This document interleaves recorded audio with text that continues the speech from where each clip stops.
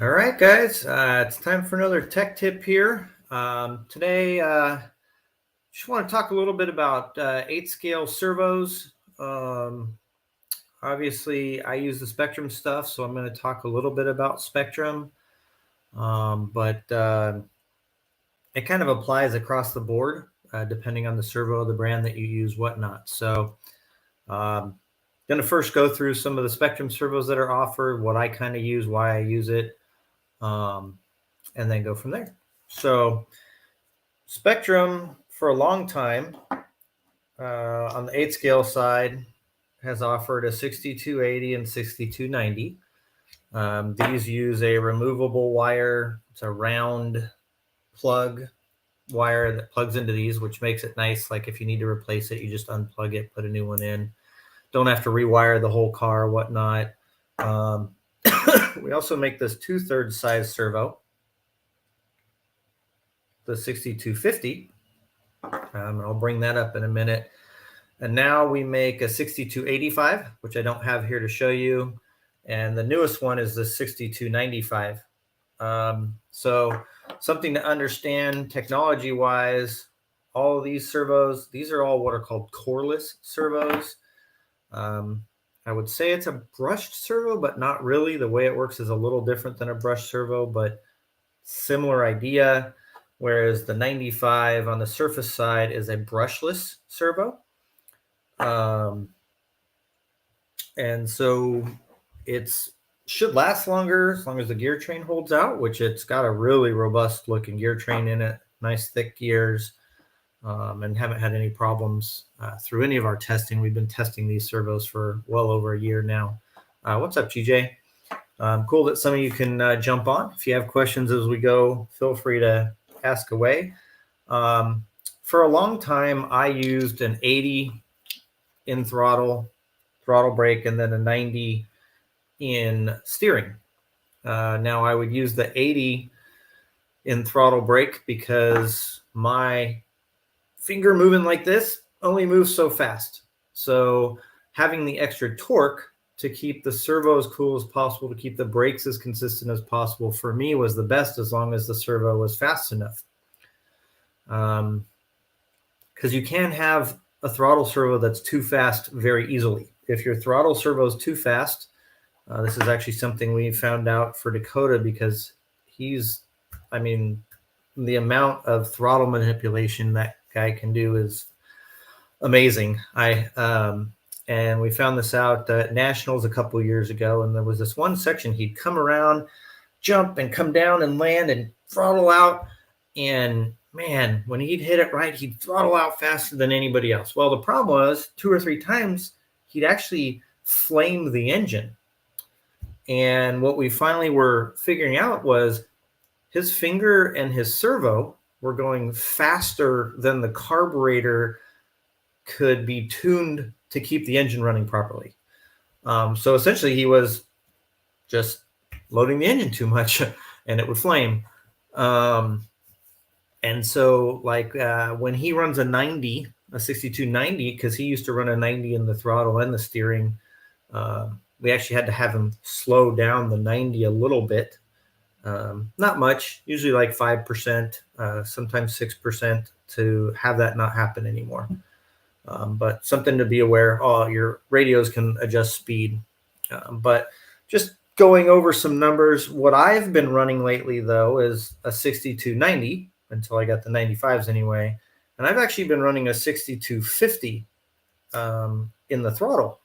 And I like this in the throttle because, well, it's a lot lighter. And the torque is kind of between the 80 and 90, and so is the speed. So I really like the speed and the torque of this for a throttle servo. And it's lighter.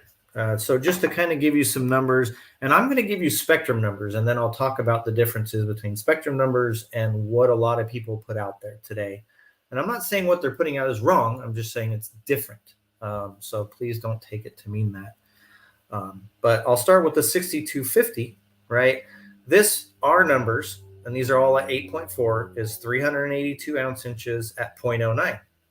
Whereas the 80, which is what I was using, is 496 ounce inches at 0.1. So it was actually a little bit slower. And then the 90 is 331 at 0.07. So it was much faster, but then the torque was actually less than this. So when I was looking at this, I'm like, well, I get middle range torque, a little bit more speed than an 80, but I also get a lot lighter because this is 61.6 grams, whereas an 80 is 77 grams. So I'm saving myself 15, 16 grams right off the bat and kind of getting the numbers where I really like them. So, and it's cheaper. I like that too. And then we introduced the 6295. So I started testing that in steering. And it's rated higher speed and higher torque. So the 95 is rated 416 ounce inches. So quite a bit more than the 90 at 0.06. Okay, so that's something to understand. It's really fast. For most off-roaders, it's too fast, in my opinion. The 90, for instance, and weight-wise, so now you got a 90 at 77.5, and the 95, even though it's a taller servo, it's actually lighter. It's 72.2, so you're saving yourself over 5 grams with this, the 6295, which is a great thing. And it's brushless. Some things to note is it does use a different wire now. So it uses a rectangle wire like so that goes in the back now instead of the older round wire. So you do got to put a new wire in your car. It does come with 2 lengths wires. I did have to use the longer one in mine for the steering.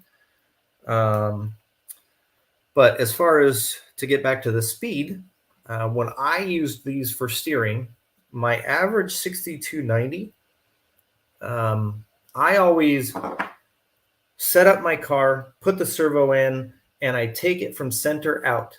And I want essentially what I feel like would be my quickest movement on the steering wheel.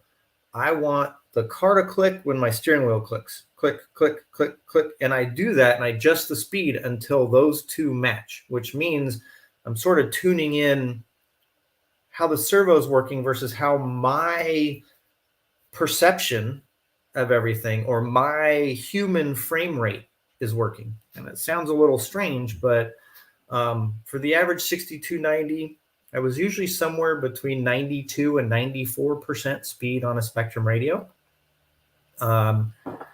What I'm finding for the 6295 is I started at the same thing and I would turn into things and it just didn't feel natural. Well, it turned out as I started kind of adjusting my frame rate, my real world, what I'm seeing versus what the servo and radio are doing, okay, I'm at 88 or 89 speed now with the 6295. So that's something to consider when you're putting it in. The other thing to consider is it's taller from the base of the tabs to the bottom. And what that means is if you're putting this in for steering, you need to use these little, they come with the car. These little 1 millimeter spacers go right underneath there. And other than that, everything else installs okay. What I do is I actually put the wire in place. So the wire pushes in, and then this rubber grommet kind of fits in place there. Okay, so that's kind of how much it sticks out, which to me, I don't hose my car down. I'm never going to run my car in a ton of water, nothing like that. So I don't need all of this rubber sticking out of here, a little bit so it stays sealed and keeps this in place really good. So I usually take some nips and I run up inside here. Now, obviously, I'm not going to do this quickly up here. Well, I can. So I'm pushing it inside there on top of everything, and I cut the corner of this off. You don't want to cut the wires, obviously, but the wires are fully insulated up inside this thing. Okay, so now you can see like I've got a flap and I've got wires here. Whoops, maybe not. And then I cut this flap off, and these are angle cutters. They're actually for cutting. They're plastic sprue cutters, or there's a lot of names for them. And then I just go around and I do the bottom as well. But this way, it fits in the 8X pretty easily at this point. Just put the wire down and good to go. So see, now you can see it'll go down in there, goes down in, push down, no problem. And it's still fully insulated, right? It's still nice and sealed. So for me, that's what I like to do. It just makes it super easy to install. The other thing I really like about the brushless servo, now that I've had more chance, is brushless motors by nature produce more holding torque. So when they get to a point, they've just got more natural torque. That's why, like a brushless motor, you can just keep gearing it up and getting more speed out of it versus an old brushed motor. You can't really do that. You know, they get to a point and then they just overheat really bad. So I do like that a lot. Seems to hold a line really well. I do a lot less kind of adjusting myself on the track. But yeah, so that's kind of our servos in a nutshell. I usually like to recommend something, 300 and above for steering in a buggy. Truggy, you really want to kind of get into that 350-ish range and above. 400 is even better. The more torque you have for the speed that you can use, the better, because the servo is going to have to work less hard because it's going to hold better at that point, right? So like this new one, this is 416 at 0.06, right? So this is great for a buggy. It's great for a truggy, but it's really fast. So you just got to know to adjust it accordingly. The other thing I want to talk about a little bit is the Spektrum numbers that you see out there versus other manufacturers' numbers.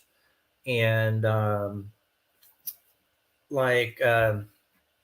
lot of servo vendors, and again, this is not on them. This is not meant as an affront or a bad thing or anything like that.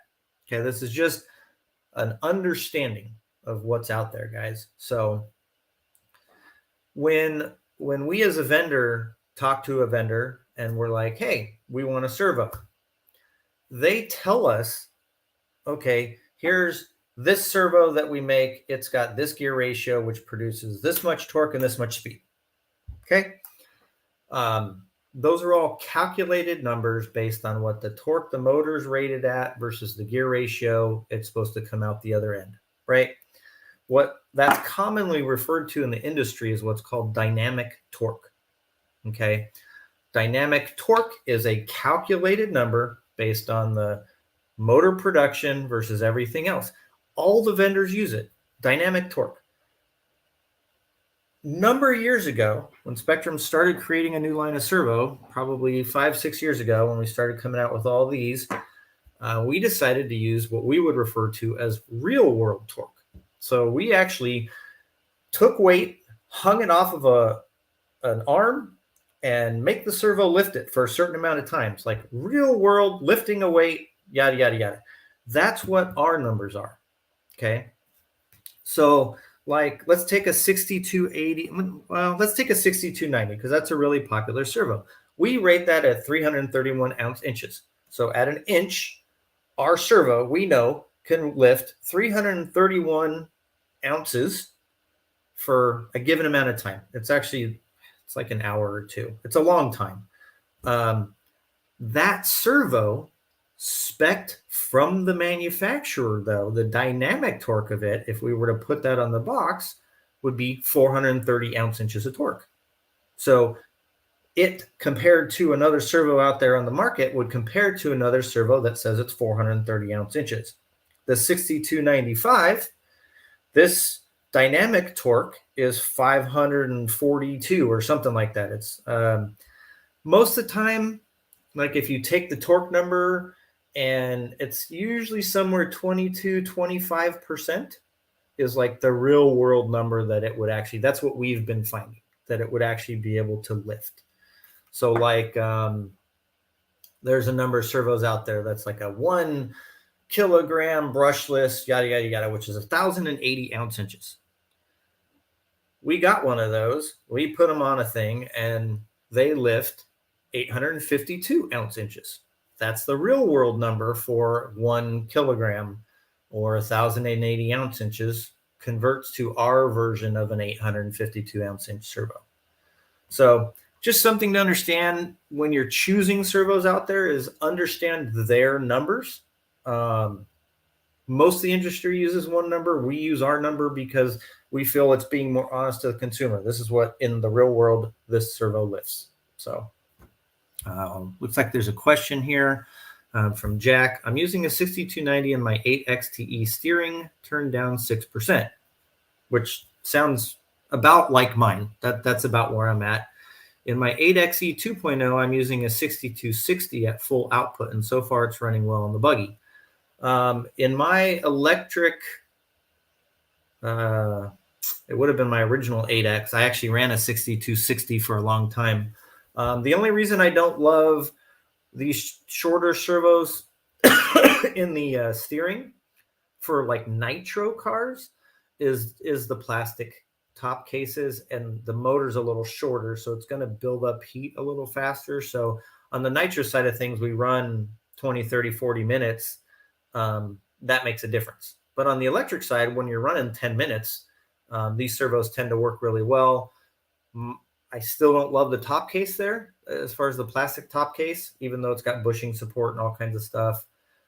Just because, I mean, we run these things into, stakes and jump faces and hay bales and people, going pretty fast sometimes, and that yanking motion can sometimes damage a composite case.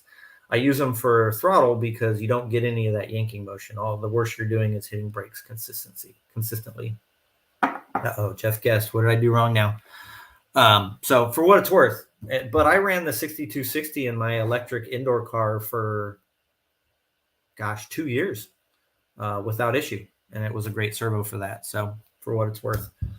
But yeah, that's kind of our servos, and just servos in a nutshell, kind of what I recommend as far as numbers to look for out there, and what, kind of our real world numbers convert to more or less versus another vendor's number, or torque numbers anyway. The speed numbers are all pretty accurate.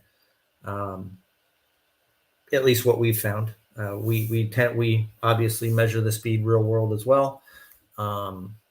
And almost every vendor's number that they've given us has been nearly on the head. So for the most part. So other than that, yeah, I hope everyone's having a great day. For those of you that are going to be at Silver State, I look forward to meeting you. If you need anything at all as far as help, or want me to look over your car or whatnot, please come up to me. I try to kind of go around and say hi, see how everybody's doing from time to time, but sometimes I miss people because they're off pitting with a buddy in another vendor's pit or something. I don't like to bug people. And if I look busy, come up and ask me if I have a minute. I should be fine. Can you build my buggy? I don't know. From pictures, I thought your buggy was done already, mister.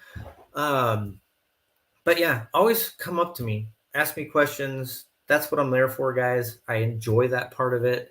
Unless I'm hangry at the moment, which I'm a dude. Kind of how it goes sometimes. But usually I do okay at that event.